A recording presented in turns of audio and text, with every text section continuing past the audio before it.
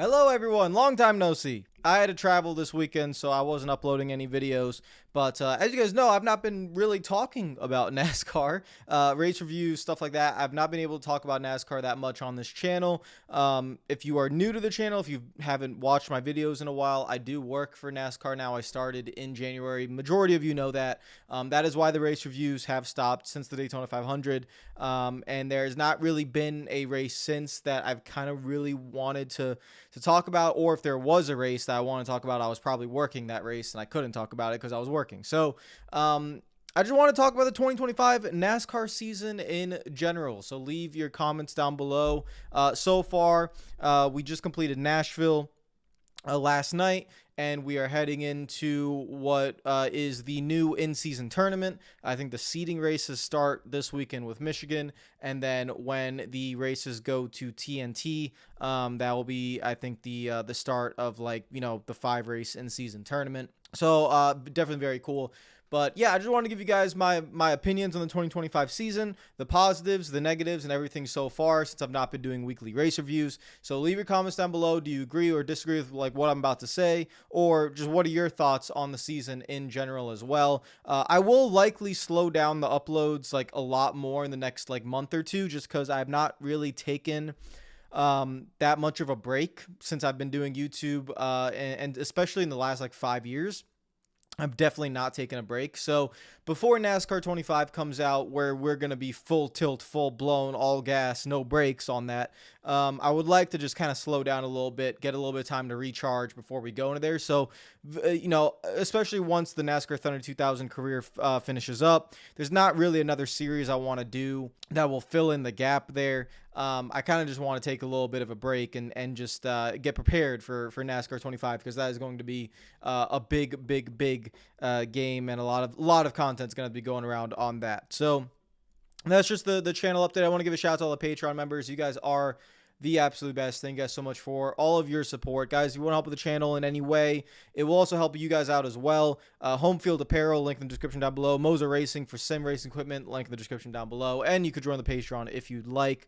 You guys are the best. Thank you guys so much for all your support. And let's get into it. So positives of the 2025 NASCAR season. And I think number one, I think my biggest positive actually doesn't have to do with anything actually on the racetrack. It is the broadcast. And I want to talk about Amazon Prime. I want to talk about Prime because I have been on this boat for a long time.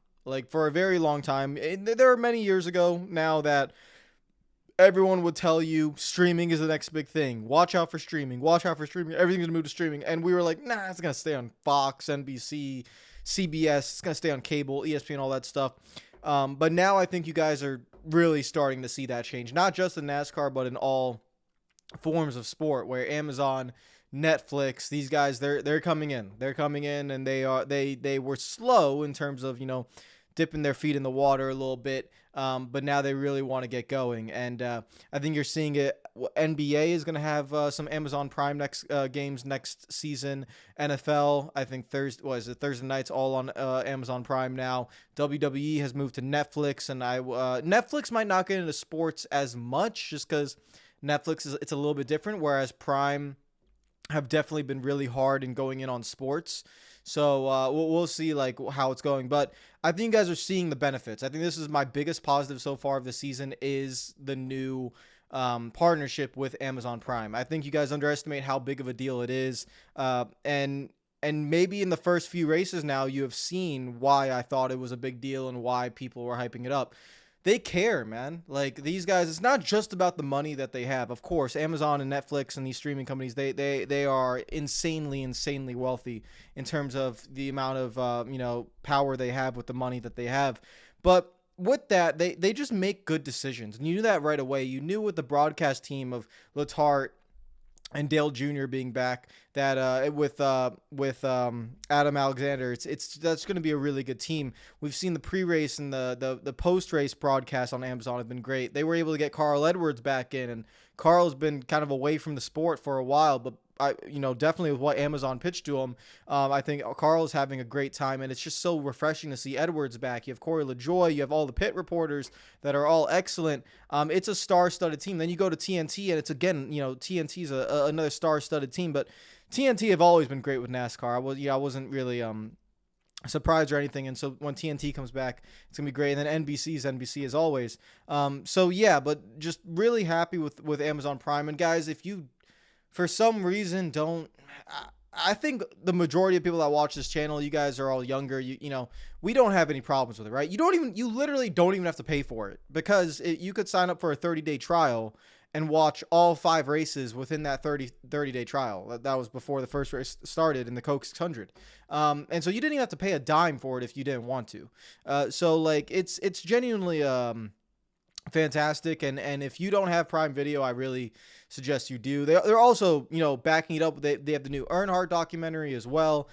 So they're just going hard on NASCAR, and I really appreciate that. It's really nice to see a broadcast partner actually try.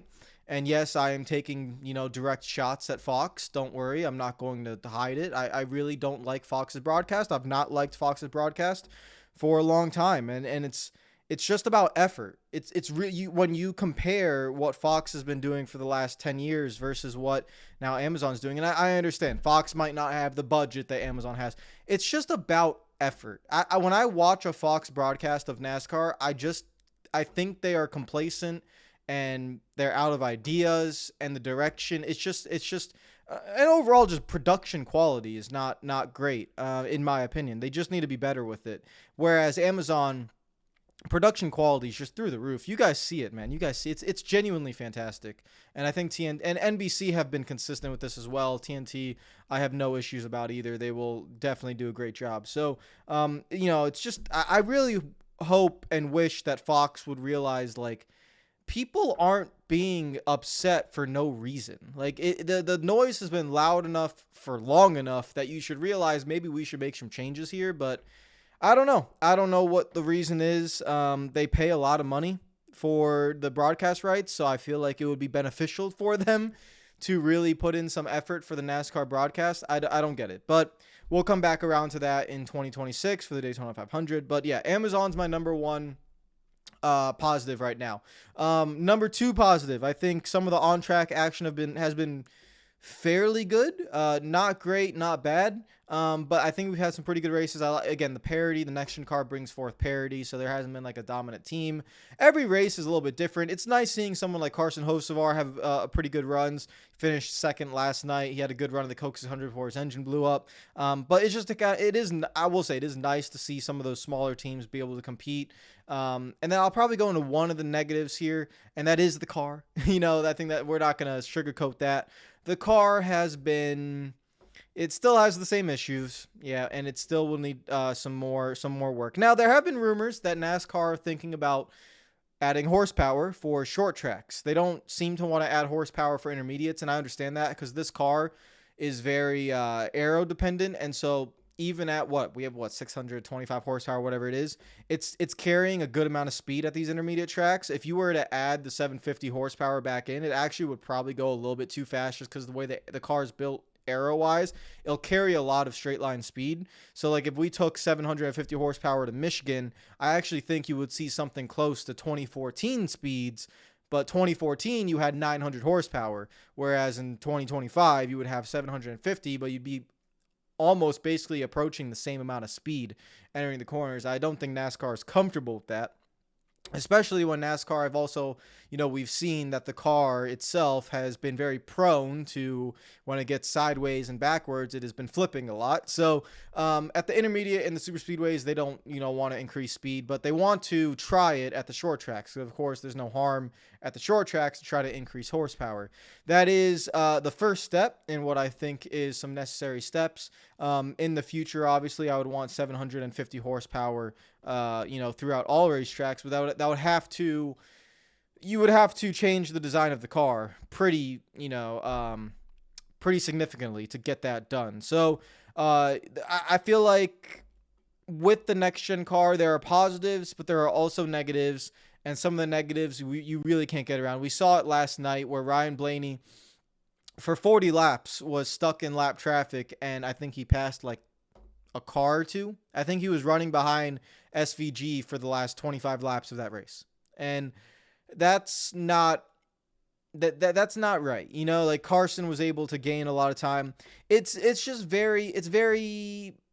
I've never seen NASCAR as similar to F1 with dirty air. I never have. Like F1 has always had to deal with dirty air a lot worse because of the car. And now NASCAR, when I'm seeing stock cars not be able to pass each other, and all of them are separated by 2 to 3 tenths, and there's like 10 of them in line, and everyone is just crying out for clean air. That's a problem. That's a very big problem. And so this car is not designed to where you can approach the rear end of another car, kind of get your left front in clean air and try to get to that rear bumper and loosen the car up. You can't do that in this car. It's a fundamental flaw in this car. Now, what does this car do better that the other cars didn't? You can run side by side, right? So you don't get the car on the inside doesn't get loose and the air sucked off his spoiler when you are side by side with another car. So what that does is with this next gen car, it makes restarts crazy, right? Because you can go 3 wide, 4 wide, 5 wide, and you won't have that negative effect of someone pinning you down or something. It's better in that way. So it's a give and take where the restarts look great and you could have a lot of side by side racing, but when it gets to green flag racing, what creates great green flag racing is not really possible with this car, if that makes sense. So if you had a race with 12 cautions, I think the next gen car would put a pretty good race. But if you have a race with 3 cautions and a lot of green flag running, you're going to see a race that is a little bit less exciting. And it's not because, less cautions, blah, blah, blah. It's because when you get into those green flag racing battles where if you have to pass another car, you need to run them down, you need to then have a battle with them, it is very hard to have a battle in this car other than running different lines. So if you head to a racetrack like Nashville where it's kind of one lane predominant, you're not going to be able to have those battles. And it's not just Nashville, it's a lot of other circuits that we go to. You can't just rely on tracks like Kansas and tracks like Charlotte where you are allowed to go and find another lane. Then yes, we can have a great race. But my point is we should be able to have a great race at any type of track. And those races at Charlotte and at Kansas would still be great with a car that was able to fight through the dirty air better. So a lot of work needs to be done on NASCAR side with the race car, and there'll have to be fundamental changes. Now, when that might be able to be done, it won't be able to be done next year. I'm talking fundamental changes to this race car, like fundamental, like wholesale. Now, when can we do that? You don't know, but that's what's going to happen in order to get the racing that I think we all want. What we want is when we have these battles, we want that car that is trailing to be able to drive up to the next car and be able to work them. You can't do that in this car. You cannot work another race car. You just have to simply hope that you choose the right lane and that the car in front of you is not skilled enough to know how to air block and stuff like that for you to get that run. And then once you get to the quarter panel, you can use the side draft. And then with that, you can kind of run your own line and battle side by side. The side by side battling in this car is really good, but the actual battle, the actual art of a one-on-one battle, or you're trying to catch someone, is really not good. And I think any driver will tell you that. The reason why they want to add horsepower in the short tracks is just because it gives the driver the ability, exactly what Chris Bell's talked about at Denny Hamlin. You need to give the drivers the ability to be able to make up the difference on the car in front of them, whether that, with off throttle time, basically. And that dirty air is still going to be terrible at Martinsville and at Richmond and stuff like this, these short tracks. But if you at least give them more horsepower, maybe that will increase some of the off throttle time. Maybe that will make the car harder to drive coming up off the corner. And you just need to be able to give that second car, as much of a chance as possible to fight through that dirty air. And I think this is the worst it has been with this current configuration. It probably not the worst ever. I'm still thinking with the Gen 6 car when it was 550 horsepower, or the Gen 6 2015, which was high horsepower, but like this really, what was it? It was high downforce, low horsepower, I think 2015 was. Those kind of seasons were really bad. Really, really bad. And don't get me wrong, the Gen 6 car, in my opinion, was still one of the worst race cars ever when it comes to dirty air. And so it's not like I don't want to say nostalgia merchant or anything, right? Like, I'm not trying to say let's go back to the past. What I'm saying is dirty air is as bad as it ever has been, and so we need to, instead of ignore it, we need to really try and find a fix, whatever it might be.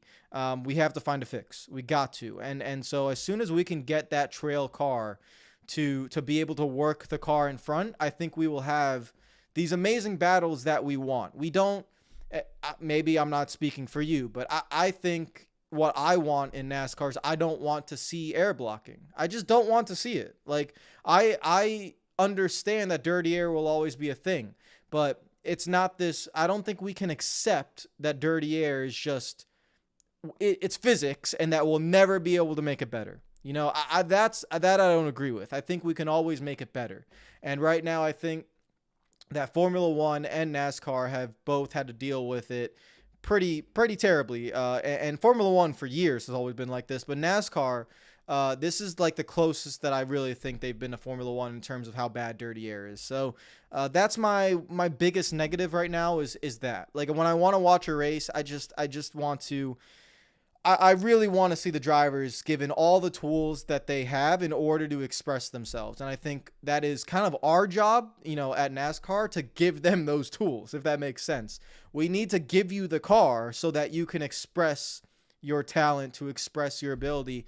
And then from that will create the storylines that we all want, the drama on the racetrack and everything like that. And those memorable battles, we want to see those memorable battles. And I think we've just not been able to see that. So let's see what, hopefully we can add more horsepower at the short tracks. Let's see what that does. I think that will help, but I don't think it will help enough. And so then we will need fundamental changes on the race car. Other than that, I want to talk about the next main positive. I think I just mentioned it, in-season tournament. I think the in-season tournament is what I am most excited for. And this is not me just guys, trust me, this is not me just being a shill. I can still say what I want. The in-season tournament is directly inspired by what the NBA was doing, which is directly inspired by European football. As you guys know, with my Arsenal jacket, I have my Italian shirt here right now. I am a massive fan of soccer/European football. I'm a massive fan of what they do over there. If you don't know what they do, you have league seasons for your clubs, but you also have cups. All right. So it's not just like someone wins the league and that's it. You also have your cup competitions in England and Spain and Italy and Portugal and Germany and all these other leagues. You have cup competitions where, certain teams that might not be able to win the league, they'll try and go and win the cup. So you have multiple different competitions during a season. The NBA took inspiration from that and they created their in-season tournament.